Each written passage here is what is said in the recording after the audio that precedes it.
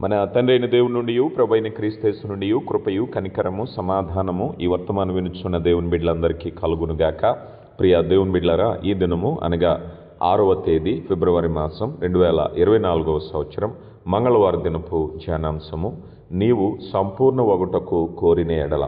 ప్రియ దేవుని బిడ్డలారా, అనుదినము అందించబడుతున్నటువంటి ఆత్మీయ వర్తమానాల ద్వారా మీరు ఎంతగానో ఆశీర్వదింపబడుతున్నారని, ఆత్మీయంగా బలపడుతున్నారని మేము విశ్వసిస్తున్నాం, ప్రార్థిస్తున్నాం.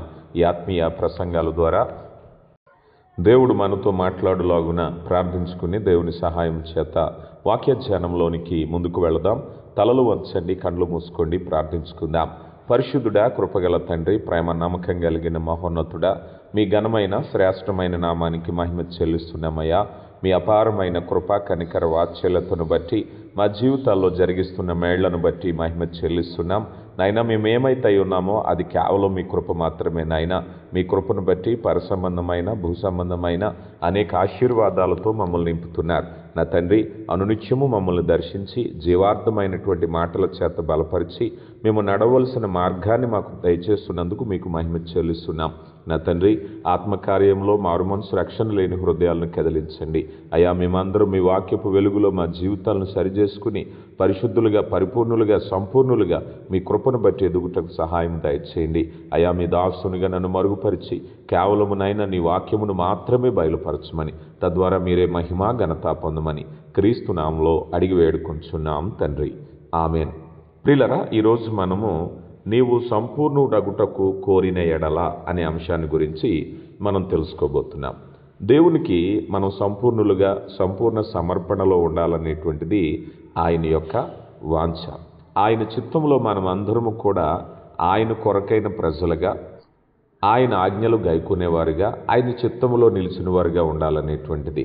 అయితే కొన్నిసార్లు మనం అలా ఉంటున్నామా లేదా, అసలు సంపూర్ణత అనేటువంటిది ఎలా ఉండాలి, ఈ విషయాల కొరకు ఈరోజు పాఠంలో మనం నేర్చుకోబోతున్నాం. ఒకసారి మత్తయి సువార్త 12వ అధ్యాయము 16వ వచనం నుంచి మనం చూసినట్లయితే అక్కడ ఒక ఆయన వచ్చి ప్రభుతో మాట్లాడుతున్నారు. ఇదిగో ఒకడు ఆయన యొద్దకు వచ్చి, బోధకుడా, నిత్యజీవం పొందుటకు నేను ఏ మంచి కార్యము చేయవలనని ఆయనను అడిగాను. అందుకు ఆయన, మంచి కార్యములను గురించి నన్ను ఎందుకు అడుగుచున్నావు? మంచివాడు ఒకడే, నీవు జీవములో ప్రవేశింప కోరిన ఎడల ఆజ్ఞలను గైకొనమని చెప్పాను. అతడు ఏ ఆజ్ఞలని ఆయనను అడుగుగా, యేసు నరహత్య చేయవద్దు, వ్యభిచరింపవద్దు, దొంగిలింపవద్దు, అబద్ధ సాక్ష్యములు పలుకవద్దు, తల్లిదండ్రులను సన్మానింపుము, నిన్ను వలె నీ పొరుగువారిని ప్రేమింపవలనను అనియవే అని చెప్పాను. అందుకు యవనస్తుడు, ఇవన్నీ అనుసరించుతూనే ఉన్నాను, ఇకను నాకు కొదవేమని ఆయనను అడిగాను. అందుకు యేసు, నీవు సంపూర్ణుడొకటకు కోరిన ఎడల పోయి నీ ఆస్తిని అమ్మి బీదలకిమ్ము, అప్పుడు పరలోకమందు నీకు ధనము కలుగును. నీ వచ్చి నన్ను వెంబడించమని అతనితో చెప్పాను.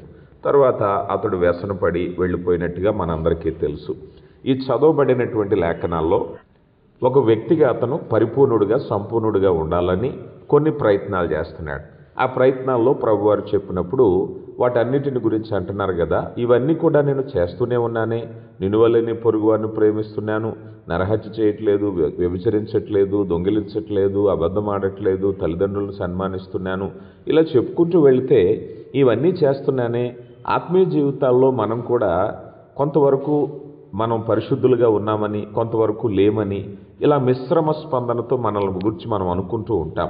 కానీ ఇక్కడ యవనస్తుడు మనకు ఒక మంచి ఉదాహరణగా ఉన్నాడు. అతను వ్యభిచరింపట్లేదు, దొంగిలించట్లేదు, హత్య చేయట్లేదు, అబద్ధ సాక్ష్యం పలకట్లేదు, తల్లిదండ్రులను సన్మానిస్తున్నాడు, నిన్ను వలె నీ పొరుగు వారిని ప్రేమిస్తున్నాడు. ఇవన్నిటిని గురించి ఆయన చాలా చక్కగా చెప్పేది ఏమిటంటే, ఇవన్నీ కూడా నేను అనుసరించుచూనే ఉన్నాను. ఇన్ని చేస్తే మనమే అనుకుందాం, ఈరోజు ప్రస్తుత ప్రపంచంలో ఒక వ్యక్తి ఇలా జీవిస్తే ఇంకా అంతకు మించినటువంటి మరి పరిశుద్ధత ఏముంటుంది, అంతకు మించిన నిత్యరాజ్యానికి వారసత్వం ఏముంటుంది అని అనుకుంటారు. కానీ అన్ని మాటలు చెప్పినప్పటికీ కూడా ప్రభువారు అంటున్నారు, అందుకు నీవు ఇంకనూ కూడా ఒకటి కొదవగా ఉన్నది అన్నారు. అలాంటి ఆజ్ఞలతో కూడిన జీవితాన్ని జీవించేటప్పుడు ఇంకా నీకు ఏదైనా కొదవ ఉందంటే ఎదుటి వ్యక్తి కోపం వస్తుంది కదా. ఇప్పుడు మనమే అనుకుందాం, అబ్బాయి నువ్వు పరిపూర్ణుడిగా లేవు, ఇంకా పరిపూర్ణతలోకి ఎదగాలి, ఆత్మీయంగా ఎదగాలి అన్నాం అనుకోండి, ఎంతవరకు ఆజ్ఞను, ఆ సలహాను తీసుకుంటారు చెప్పండి. ఇక్కడ ప్రభువారు అంటున్నారు కదా ఒక చక్కని మాట, నీవు పరిపూర్ణుడగుటకు కోరిన ఎడల. ఏమయ్యా, ఇన్ని ప్రయత్నాలు ఎందుకు చేస్తున్నావు? పరిపూర్ణుడిగా, సంపూర్ణుడిగా, పరిశుద్ధుడిగా, దేవుని బిడ్డగా జీవించాలనే కదా. ఒకవేళ నువ్వు అలాగ చేయాలి అంటే నువ్వు ఇంకొకటి చేయవలసింది ఉంది. ఎందుకంటే నీ సంపూర్ణతలో ఒకటి కొరత ఉంది. అన్నీ బాగానే చేస్తున్నావు, మంచిదే, కానీ ఇంకా కొరత ఉంది. ఆ కొరత సరి చేసుకుంటేనే నువ్వు పరిపూర్ణుడు అవుతావు. ఈరోజు దేవుని చిత్తంలో మనం కూడా మేము సంపూర్ణులుగా ఉండాలంటే ఏం చేయాలి, పరిపూర్ణత అనేటువంటిది ఎలా సాధించాలి అని ఆలోచన చేస్తే ఈ పాఠం ద్వారా మంచి విషయాలు మనం నేర్చుకోబోతున్నాం. ఈ విషయంలో మనం తెలుసుకోవాల్సిన విషయం ఏమిటంటే, సంపూర్ణత అనేటువంటి అవసరత ఏమిటంటే, సాధారణంగా మనం ఆలోచన చేద్దాం. సంపూర్ణత అనేటువంటిది మనం ఏదైనా ఒక ఉద్యోగమే కానీ, ఒక ఆటగాడే కానీ, ఒక విద్యార్థి కానీ, ఒక వ్యవసాయదారుడికి కానీ తనకు ఉండేటటువంటి పూర్తి స్థాయిలో సద్వినియోగపరుచుకున్నప్పుడు మాత్రమే తన రంగంలో తను రాణించగలుగుతాడు. ఇది మీకు అర్థం కావడానికి చెప్పాలి అంటే, ఒక ఆటగాడిని చూడండి. అతడు అంత చక్కగా ఆడగలిగిన వాడే, నేర్పు కలిగిన వాడే. ఏదో ఒక చిన్న లోపం అనేటువంటిది ఆ ఆటను అతను విఫలం అవటానికి కారణమవుతూ ఉంటుంది. చూడండి, మనం ఎప్పుడైనా ఉదాహరణకు అనుకుందాం, భారతదేశం క్రికెట్ మ్యాచ్ ఆడుతుంది అనుకుందాం. విఫలమైంది అనుకోండి, విఫలమైందని అనుకుంటాం, కానీ విఫలం అవటానికి వాళ్ళందరూ కూడా ఆరితేరిన ఆటగాళ్లే. ఒక దేశం తరపున ఆడుతున్నారంటే ఎంతో నిపుణుడితేనే కానీ వాళ్ళకి అవకాశం రాదు. అంత నిపుణత కలిగిన వారు కూడా విఫలం అవటానికి గల కారణం ఏమిటంటే, ఎక్కడో సంపూర్ణత, వారిలో ఉండేటువంటి అన్నిటినీ కూడా ఎక్కడో కొద్దిగా లోపం జరిగింది గనక వాళ్ళు విఫలమయ్యారు. ఈరోజు వ్యాపారం తీసుకోండి, విద్యార్థి తీసుకోండి, లేకపోతే విద్యార్థిని కూడా చూస్తూ ఉంటాం. ఈ అబ్బాయి చాలా బాగా చదువుతాడండి, ఎక్కడో లోపం జరిగింది, ఆ ఫెయిల్ అవటానికి లేకపోతే విఫలం అవటానికి ఏదో ఒక లోపం. తను ఆ సంపూర్ణత అనేటువంటిది జాగ్రత్తగా పరిశీలన చేయకపోవటాన్ని బట్టి విఫలత అనేటువంటిది చూశారు. అలాగ సంపూర్ణత అవసరత ఎందుకయ్యా అంటే, ఆత్మీయ విషయాల్లో కూడా మనిషి సంపూర్ణతలో, అంటే ప్రార్థనలో లోపం ఉండకూడదు, అతడు నీతి క్రియల్లో లోపం ఉండకూడదు. అన్నీ ఉన్నాయండి, ఏదో ఒకటి కొదవ ఉంది అంటే ఆత్మీయ విషయాల్లో లోపంగా ఎంచబడుతుంది. ఆ యవనస్తుడు అన్నీ కూడా ఉన్నాడు, కానీ ఒక లోపం. అలాగే మనం సుంకరి పరిసేయుడు ప్రార్థనలో కూడా మనం చూసినప్పుడు, పరిసేయుడు కూడా తనకున్న క్వాలిటీస్ చాలా చెప్పాడు. తనకున్న ఒకే ఒక లోపం ఏమిటంటే, ఎదుటి మనిషిని తక్కువ చూడటం, తనకు తానే నీతిమంతుడిగా అనుకోవటం అనే ఒక చిన్న లోపం అతను ఎంపిక చేయబడకపోవటానికి కారణమైంది. ఆత్మీయ స్థితిలో మనం ఎందుకు సంపూర్ణత కోరుకోవాలి అంటే, ఏదో నాకున్నంతలో నేను భక్తి చేస్తున్నాను, నాకున్నంతలో వాక్యం వింటున్నాను, నాకున్నంతలో మంచిగా బ్రతుకుతున్నాను అని చాలామంది సరిపెట్టుకుంటారు. కానీ వాక్యం చెప్పేది ఏమిటంటే, ప్రతి మనిషి కూడా పరిపూర్ణుడుగా ఉండటానికి పిలువబడినవాడు. ప్రియులారా గమనించండి, మన రోమీలకు రాయబడిన పత్రిక 12వ అధ్యాయం 11వ వచనంలో అంటున్నారు, ఆసక్తి విషయంలో మాంద్యులు కాక ఆత్మయందు తీవ్రత కలవారై ప్రభువును సేవించుడి అన్నారు. ఈ మాట మనం జాగ్రత్తగా చూడండి. ప్రభువుని సేవించుడి అన్నారు. ఎలా సేవించాలి? ఈరోజు క్రైస్తవులందరూ సేవించేవాళ్లే, కాదనలేము, కానీ ఎలా సేవించాలనేది కూడా ఆయన చెప్తున్నారు. ఆసక్తి విషయంలో మాంద్యులు కాక ఆత్మయందు తీవ్రత గలవారే. ఎంతవరకు తీవ్రత గలవారమై మనం ఆయన్ని సేవిస్తున్నాం? ఈరోజు 100కి 100కి ఎంతమంది దేవుని మందిరానికి నేను ఖచ్చితంగా నా దేవుని సేవించాలనే తీవ్రతతో వెళ్ళేవాళ్ళు ఉన్నారు చెప్పండి. ఈరోజు చాలామంది మొక్కుబడికి వెళ్ళేవారు ఉన్నారు. కుటుంబీకులు బలవంతం పెడితేనే చిన్న బిడ్డలు, యవన బిడ్డలు, ఆ తల్లిదండ్రులు ఒత్తిడి మీద వెళ్ళేటటువంటి వారు యవన బిడ్డలు ఉన్నారు. కొన్నిసార్లు భాగస్వామి ప్రేరణ వల్ల వెళ్ళేవారు, మొహమాటానికి వెళ్ళేవారు, ఏదో ఆ పేరుకి వెళ్ళేవారు. ఇలా చాలామందిని మనం చూస్తూ ఉంటాం. కానీ ఇక్కడ ఆత్మయందు తీవ్రత గలవారై మనం దేవుని సన్నిధిలో ఉండాలి. మనం చేసే సేవ, మనం చేసే ప్రార్థన, మనం వినే వాక్యము ఆత్మయందు తీవ్రత కలిగి, ఇదే పరిపూర్ణత. పరిపూర్ణత నాకు ఎందుకు ఉపయోగపడుతుందండి అని అంటే, ప్రతి క్రైస్తవుడికి అవసరమైనటువంటిది. ప్రతి క్రైస్తవుడు కూడా నేను పరిపూర్ణంగా వాక్యాన్ని వింటున్నానా, పరిపూర్ణంగా ఆత్మీయతలో ఉన్నానా, పరిపూర్ణతలో నేను ఎదుగుతున్నానా, ఏ విషయంలో కూడా లోపం లేకుండా ఉండడానికి ప్రయత్నిస్తున్నానా? అందుకే ఒక భక్తుడు అన్నారు, మానవుడు పరిపూర్ణుడు కాదు కానీ పరిపూర్ణుడిగా ఉండుటకు పిలువబడినవాడు మానవుడు.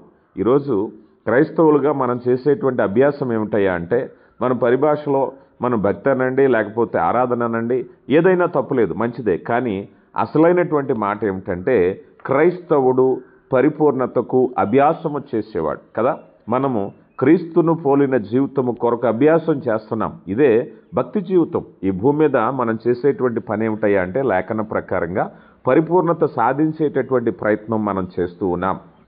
చేసేటువంటి పని అనేటువంటిది పూర్తి నిబద్ధతతో చేయటం, ఏదో ఒకసారి చేయటం అని కాకుండా, దీని ఒక సువార్థికుడు ఒక కథగా ఇలా బోధించారు. ఒకసారట ఒక పంది, ఒక కోడిపెట్ట ఒక చర్చికి వెళ్ళాయి. అక్కడ ప్రారంభంలో ఒక మాట రాయబడింది. ఈరోజు ప్రసంగ సందేశం ఏమిటంటే, నువ్వు పేదవారికి నువ్వు ఎలా సహాయం చేయగలవు అని. వెంటనే కోడిపెట్ట అందట, అయ్యా మరి కొన్ని నేను గుడ్లను పెట్టి ఆ గుడ్లను పేదవారికి ఇచ్చి ఆకలి తీర్చగలను అందట. అప్పుడు పక్కనే ఉండేటువంటి పంది అందట, నేను ఆకలిగా ఉండేటటువంటి జాబితా నేనే కనుక నేను సహాయం చేయలేను, కానీ ఇప్పుడు ఆ కోడిపెట్ట కొన్ని గుడ్లను ఇస్తూ ఉంది, ఇవ్వటం అనేది గొప్ప విషయం కాదు, కానీ ఎంత నిబద్ధతతో రోజుకి ఎన్ని ఇవ్వగలదు, నా ఆకలి ఎన్ని రోజులు తీర్చగలదు, అది నిబద్ధతగా నాకు చెప్పమనండి అన్నదట.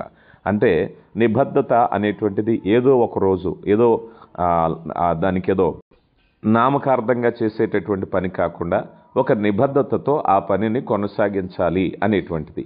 అలాగే ఇక్కడ మనం చూసేటప్పుడు కొన్నిసార్లు మన జీవితాల్లో కూడా ఆరాధన విషయాల్లోనే, క్రైస్తవ ఆత్మీయ సంగతుల విషయాల్లోనే కొంతమంది చాలా ఆసక్తిగా కొన్ని రోజులు ఉంటారు, తర్వాత చల్లారిపోతూ ఉంటారు. పరిపూర్ణత లేనటువంటి స్థితి. పరిపూర్ణత ఎందుకొరకు అవసరమై ఉన్నది అనంటే, రోమీలకు రాయబడిన పత్రిక 8వ అధ్యాయము 18వ వచనంలో మనం చూస్తే, మన ఎడల ప్రత్యక్షము కాబోవు మహిమ ఎదుట ఇప్పటి కాలపు శ్రమలు ఎన్నదగినవి కావని ఎంచుకొనుచున్నాను, దేవుని కుమారుల ప్రత్యక్షత కొరకు సృష్టి మిగులుతో ఆశతో తేరుచూచుచు కనిపెట్టుకుని ఉన్నది అన్నారు. కనుక ప్రియులరా, మన జీవితాలు మరణం వరకు నమ్మకంగా ఆ ప్రత్యక్షత కొరకు కనిపెట్టుకుంటున్నాం. పరిపూర్ణులుగా జీవించుట అనేటువంటిది నువ్వు క్రీస్తు ప్రభువును ఎరిగిన నాటి నుంచి నీవు నీ యొక్క దినములన్నిట నమ్మకంగా ఉండాలి అనేటువంటిది. ఇదే ప్రతిజ్ఞ, ఇదే మనం చేసుకునేటువంటి దేవునితో తీర్మానము. ఈ తీర్మానంలో, ఒప్పందంలో ఏ ఒక్కటి కూడా పొల్లుపోకూడదు కదా. ఎక్కడైనా మనం అప్పు తీసుకున్నాం అనుకోండి, అప్పుకు కాగితం రాసిచ్చాం.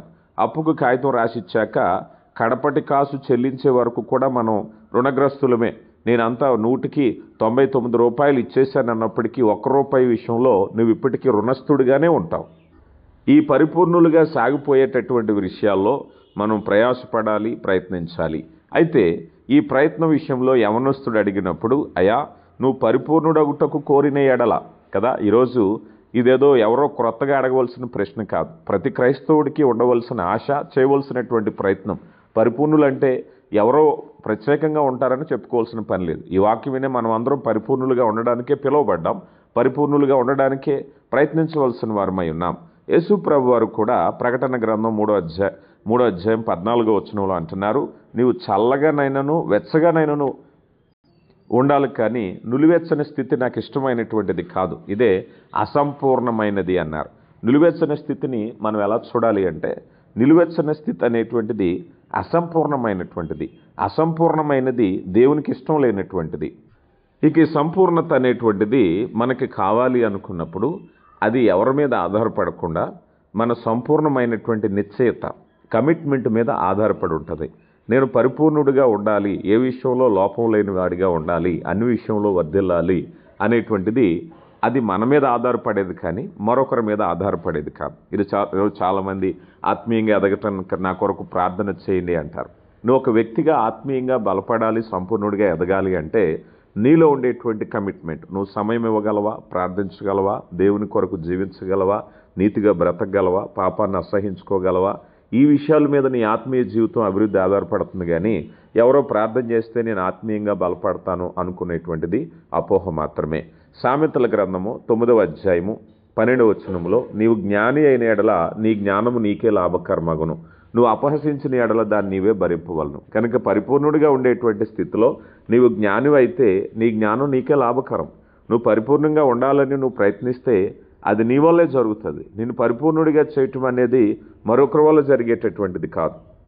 పరిపూర్ణత అనేటువంటిది కోరుకోవాలి, పరిపూర్ణత అనేటువంటిది అభ్యసించాలి, పరిపూర్ణత అనేటువంటిది నిత్యము మనం దాని కొరకు ప్రయాసపడినట్లయితే పరిపూర్ణత సాధించగలుగుతూ ఉంటాం కదా.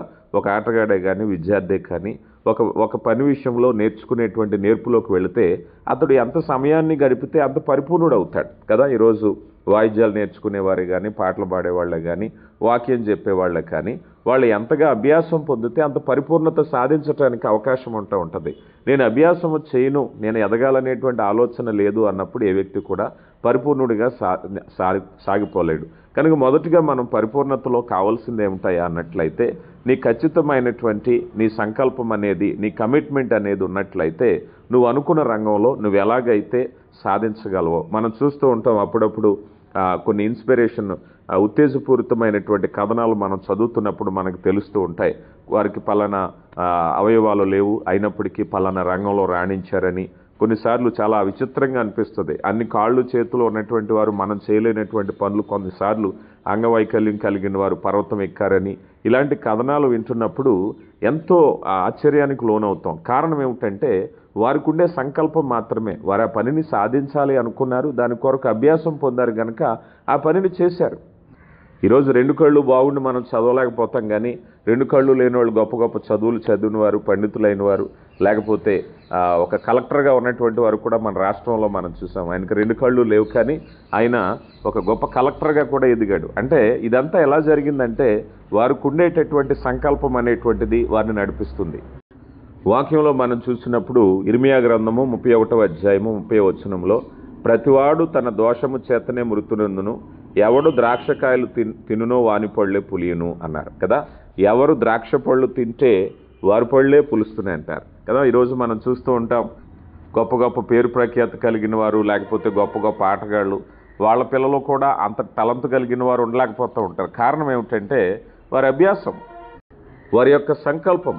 కనుక ఈరోజు మనం పరిపూర్ణులుగా సంపూర్ణులుగా ఉండగోరినట్లయితే మొదటగా మనలో ఒక నిశ్చయత కావాలి. నేను ఈ పనిలో నేను సాధించాలి, నేను ఆత్మీయంగా ఎదగాలి, పరిపూర్ణుడిగా ఎదగాలి, పాపానికి దూరంగా ఉండాలి, ఆత్మ సంగతుల్లో దేవుడిచ్చినటువంటి కార్యాల్లో నేను ఎదగాలి, వాక్యంలో ఎదగాలి అనేటువంటి సంపూర్ణత కనుక నువ్వు వచ్చినట్లయితే నీలో ఉండేటటువంటి ఏ విధమైన బలహీనతనైనప్పటికీ కూడా నువ్వు దూరంగా ఉంచకపోతే పరిపూర్ణతలోనికి నువ్వు ఎదగలేవు. కొంతమంది అనుకుంటూ ఉంటారు, ఏదో ఒక తలంతును పట్టుకుని ఈ తలంతును బట్టి నేను గొప్పవాడిని అని అనుకుంటూ ఉంటారు. కాదు, నువ్వు అన్ని విషయాల్లో కూడా అభివృద్ధి చెందాలి, అన్ని విషయాల్లో కూడా ప్రయత్నించాలి. కొంతమంది ఇదిగో నేను వాక్యం చెప్పగలనో, లేకపోతే పాటలు పాడగలనో, ఏదో ఒక తలంతు తీసుకుని నేను ఈ విషయంలో ఆత్మీయ జీవితంలో ఎలా ఉన్నావు, నీ కుటుంబ జీవితంలో ఎలా ఉన్నావు, నీ వ్యక్తిగత జీవితంలో ఎలా ఉన్నావు, వ్యసనాల విషయంలో ఎలా ఉన్నావు, లోకంతో నువ్వు ఎలా ఉన్నావు, అన్నిటినీ కూడా పరిపూర్ణత అనేటువంటిది నడిపించబడాలి. కనుక ఎవడు ద్రాక్షకాయలు తినునో వాడు పళ్ళే పులియును అన్నారు. ప్రియులారా, ఈరోజు మనం కష్టపడితే మంచి అభివృద్ధిలోకి వెళ్తాం. చూడండి, తల్లిదండ్రులు పిల్లల విషయంలో ఎంతో ప్రయాసపడుతూ ఉంటారు, పోరుగెడుతూ ఉంటారు, చదువుకోమని, బుద్ధిగా ఉండమని, చెడు స్నేహాలకు వెళ్ళొద్దని. ఎందుకనంటే ఎంత చేసినా వీళ్ళు ఎంత ఆతృత ఉన్నప్పటికీ ఆ బిడ్డ మనసులో మంచి మనసు వచ్చినప్పుడు మాత్రమే ఆ బిడ్డ పరిపూర్ణుడు అవుతాడు. ఆ చదువులోనో, ఉద్యోగంలోనో, వృత్తిలోనో, బాధ్యతలోనో పరిపూర్ణుడు అవుతాడు. తనకు రానంతసేపు ఎదుటి వ్యక్తి ఎంత ప్రయాసపడినప్పటికీ కూడా అతనిలో పరిపూర్ణత రాదు. ఎందుకంటే స్వయం సంకల్పం, దేవుని చిత్తంలో మనం అందరం కూడా మనం నిర్ణయించుకుని, దేవా నీ చిత్తంలో నేను ఎదగాలనుకుంటున్నాను, పరిపూర్ణుడిగా ఎదగాలనుకుంటున్నాను అని మనం చేసిన ప్రయత్నం మనం చేసినట్లయితే అప్పుడు దేవుని సహాయం, మొదట మీరు నా యొద్దకు రండి, అప్పుడు నేను మీ యొద్దకు వచ్చేదనని చెప్తున్నారు. ఆ రీతిగా ఎదగటానికి దేవుడు కృపనిస్తారు. యెహెజ్కేలు గ్రంథం 18వ అధ్యాయము 20వ వచనంలో కూడా, పాపము చేయవాడే మరణము నొందును, తండ్రి యొక్క దోష శిక్షను కుమారుడు మోయటలేదని, కుమారుడు దోష శిక్షను తండ్రి మోయుడు, నీతిపరుని నీతి ఆ నీతిపరునికే చెందును, దుష్టుని దుష్టత్వము ఆ దుష్టునికే చెందును. కనుక ప్రియులరా, మనం అందరం కూడా పరిపూర్ణులుగా సాగిపోవాలనేటువంటి ఆలోచన, పరిపూర్ణతలోనికి వెళ్ళాలంటే మన ప్రయాస మనకి జోడవాలి. దేవుని చిత్తంలో మనం పరిపూర్ణులుగా ఉండాలనేటువంటిది దేవుని చిత్తం. అందుకొరకు మన సిద్ధపాటు, మన ప్రయత్నం అనేటువంటిది ముఖ్యం. ఈ యవనస్తుడు చేసినటువంటి పని విషయంలో మనం చూసినట్లయితే యవనస్తుడు పరిపూర్ణుడిగా ఉండడానికే ప్రయత్నించాడు. అయినప్పటికీ తన లోపం అనేటువంటిది ఒకటి ఉండటం అనేది ప్రభువారు గమనించారు. అతడు అన్ని విషయాల్లో కూడా చాలా జాగ్రత్తగా ఉంటున్నాడు. ఏదో ఒక చిన్న లోపము మనిషిని సంపూర్ణుడిగా లేకుండా చేస్తూ ఉంటుంది. చూడండి, మనకి చక్కని పాలలో ఒక చిటికెడు ఉప్పేస్తే పాలు ఎలా విరిగిపోతాయో అలాగా ఆత్మీయ జీవితాలు కూడా కొన్నిసార్లు మన సాక్ష్యం అనేది మన ఆత్మీయ జీవితాన్ని పాడు చేస్తూ సంపూర్ణత లేకుండా చేస్తూ ఉంటుంది. కొన్నిసార్లు మనలో ఉండేటువంటి వ్యసనం కావచ్చు, మనలో ఉండేటువంటి బలహీనత కావచ్చు, కొన్నిసార్లు మనం సమాజంలో వింటూ ఉంటాం, ఈయన అన్ని విషయాల్లో బాగానే ఉంటారు, కానీ ఏదో ఒక లోపం, ఏదో ఒక చిన్న లోపం ఒక మనిషి సంపూర్ణుడిగా కాకుండా చేస్తుందనే విషయాన్ని మనం చూస్తున్నాం. అది అధిగమించటానికి ప్రతి విషయంలో కూడా జాగ్రత్తగా ఉండాలి. అలా జాగ్రత్తగా ఉన్నప్పుడు మాత్రమే ఒక వ్యక్తి పరిపూర్ణుడిగా ఎంచబడుతున్నాడు. ఈ యవనస్తుడి విషయంలో సంపూర్ణ నిశ్చయతను గురించి చూస్తే మన జీవితాల్లో సంపూర్ణతకు అవరోధమైన విషయాలను ఎరిగిన వారిగా ఉండి సరిచేసుకునే ప్రయత్నాన్ని చేయాలి. ప్రియులరా, ఈ విషయాల కొరకు మరి రేపటి దినాన ధ్యానిద్దాం. శ్రద్ధగా వాక్యాన్ని వినండి. దేవుడు మిమ్మల్ని దీవించునుగాక. పరిశుద్ధుడా, కృపగల తండ్రి, ప్రేమ కలిగిన నాయన, మీ ప్రేమను బట్టి మీకు మహిమ చెల్లిస్తున్నామయ్యా. విత్తబడిన వాక్యాన్ని మా హృదయాల్లో ఫలింపులోనికి నడిపించండి నాయన. పరిపూర్ణులుగా సంపూర్ణులుగా ఉండడానికి పిలువబడ్డాం అయా. మాలో ఉన్నటువంటి లోపాలను సరిచేసుకుని సంపూర్ణులుగా ఎదగటానికి కృప దయచేయండి అయా. మీరు సహాయం చేసే దేవుడు, సద్వినియోగపరుచుకునే జ్ఞానాన్ని మాకు దయచేయండి అయా. క్రీస్తు స్వారూప్యంలోనికి ఎదగటానికి కృప దయచేసి ఇదిగోనైనా ఈ వర్తమానం విన్న బిడ్డల్ని, ఈ వర్తమాన అనేకులకు పంచుతున్న బిడ్డల్ని దీవించి మీ కృపలో బలపరిచి మీరే మహిమా ఘనత పొందమని క్రీస్తు నామములో అడిగి వేడుకొంచున్నాం తండ్రి. ఆమేన్.